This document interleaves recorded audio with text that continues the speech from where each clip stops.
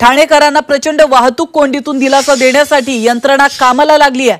मुख्यमंत्र्यांच्या आदेशानंतर ठाण्यातील खड्डे आता ठाणे महानगरपालिका बुजवणार आहे आणि यासाठी आधुनिक पद्धतीचा वापर केला जाणार आहे। 2 आठवड्यांपासून ठाणे शहरातील महत्त्वाच्या मुंबई नाशिक महामार्ग, भिवंडी बायपास आणि घोडबंदर रस्त्यावर मोठ्या प्रमाणात वाहतूक कोंडी होते।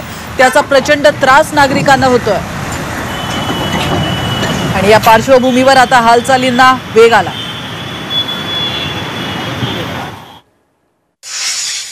यामध्ये आपण वेगवेगळे स्पॉट्स आयडेंटिफाय केले आहेत जिथे बॉटलनेक होतो, जिथे वाहतूक कोंडी होते, तिथे आपण शॉर्ट टर्म लॉन्ग टर्म काय स्टेप्स घेऊ शकतो।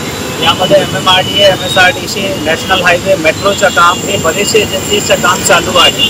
त्यांचे कामाला बंद न पाडता आपण वाहतूक कोंडी कसे आपण सोडवू शकतो